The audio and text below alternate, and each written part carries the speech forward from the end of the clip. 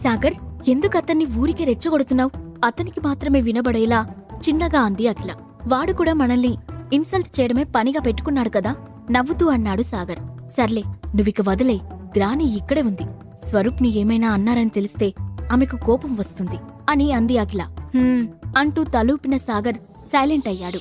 అదే సమయంలో సాగర్ తన ఎదురుగా ఉన్న శ్రావ్య వైపు కొంచెం ఇంట్రెస్టింగ్ గా చూశాడు.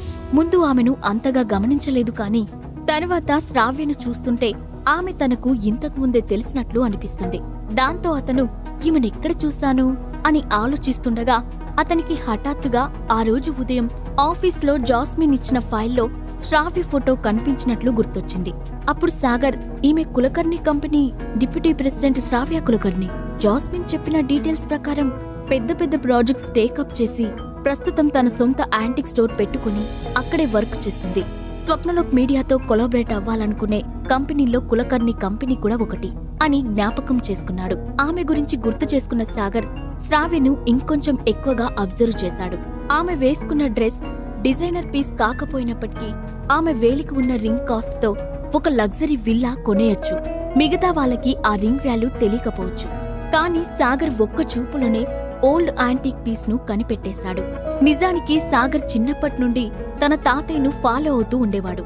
అందుకే ఆ వయసులోనే అనేక రకాల ఇండస్ట్రీస్ లో ఉన్న వ్యక్తులతో అతనికి పరిచయం అయింది. అప్పుడే ఇంటర్నేషనల్ యాంటిక్ అప్రైజర్ అయిన హరిశ్చంద్ర ప్రసాద్ దగ్గర దాదాపు 3 సంవత్సరాల పాటు శిష్యరికం చేసి యాంటిక్ పీస్ ఐడెంటిఫికేషన్ కి సంబంధించిన నాలెడ్జ్ సంపాదించాడు సాగర్. ఆ అనుభవంతోనే యాంటిక్ పీస్ ను ఎక్కడ చూసినా దాని ఒరిజినాలిటీని కనిపెట్టి దాని వాల్యూను ఇట్టే అంచనా వేయగలడు.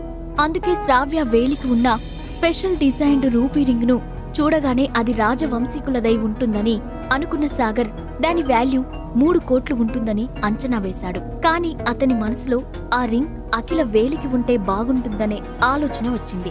ఇంతలో అతని ఆలోచనలకు అంతరాయం కలిగిస్తూ, అటెన్షన్ ఎవ్రీబడీ, ఈ రోజు అఖిల సొల్యూషన్స్ సాధించిన విజయంలో మీరందరూ పాలు పంచుకోవడానికి వచ్చినందుకు నాకు చాలా సంతోషంగా ఉంది అంటూ ముక్తాదేవి మాటలు వినిపించడంతో సాగర్తో పాటు అందరూ తల తిప్పి ఆమె వైపు చూశారు. కాని ముక్తాదేవి అఖిలను పొగుడుతుంటే స్వరూప్ మాత్రం లోపలే అసూయతో రగిలిపోతున్నాడు. అఖిల, కమ్ టు ద డయాస్. అసలు నువ్వు ఈ డీల్ ఎలా సాధించావో మన వెల్విషర్స్ కి రిలేటివ్స్ కి అర్థమయ్యేలా చెప్పు అని తన దగ్గరికి పిలిచింది ముక్తాదేవి. వెళ్ళకిలా, ఈ క్షణం కోసమే కదా ఎన్నో రోజుల నుంచి ఎదురు చూస్తున్నావు.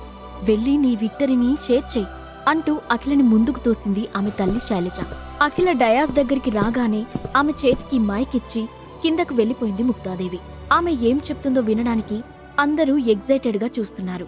కాని నిజానికి ఆ డీల్ కుదరడంలో ఆమె ఎలాంటి ప్రయత్నం చేయలేదని, అదంతా కొత్త సీఈఓ ఇష్టప్రకారమే జరిగిందని అనుకున్న అఖిల తనది కాని క్రెడిట్ ను తాను తీసుకోవాలని అనుకోలేదు.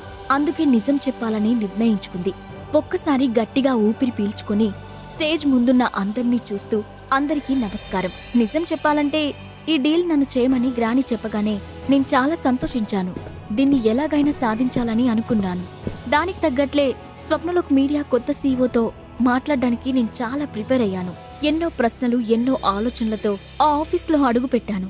కానీ అక్కడికి వెళ్లిన తర్వాత నేను ఊహించిన ఆర్భాటాలేవీ జరగలేదు.